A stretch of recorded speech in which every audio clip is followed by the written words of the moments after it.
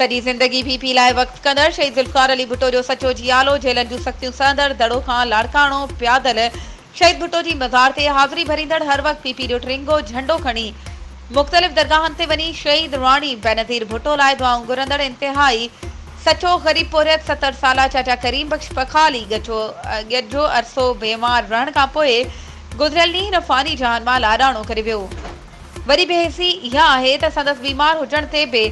खेसि पीपी जे मक़ामी तोड़े ज़िले क़यादत समेत को बि पुछण त न आयो, पर संदसि वफ़ात खां पोइ को बि पीपी अॻवान संदसि कुल्हे कांधी न थियो, जंहिं करे संदसि वारिसनि समेत ॻोठाणा सख़्तु कावड़ियल ऐं मायूस नज़र आया। जंहिंजो पार्टी सां जुनून जी हद सां प्यार कुर्बानियूं हुयूं, पर संदसि केरु कुल्हे कांधी बि न थियो। दड़ो जे समाजी अॻवाननि समी मेमण ऐं ॿियनि पीपी मरकज़ी क़यादत ऐं एमपी हाजी अली हसन ज़रदारी खे अपील कई आहे त शहीद राणी जे सचे शेदाई जियाले चाचा करीम बख़्श पखाली जी मायूस वारसनि सां मिली साणनि हमदर्दी कई वञे, जेका तव्हां ते फ़र्ज़ ऐं संदन हक़ आहे। वधीक ख़बरुनि ऐं अपडेट्स जे लाइ असांजे चैनल खे सब्सक्राइब कयो ऐं हा, बेल आइकन खे प्रेस करणु न विसारिजो त जीअं असांजी हर नई अचण वारी वीडियो तव्हां ताईं पहुची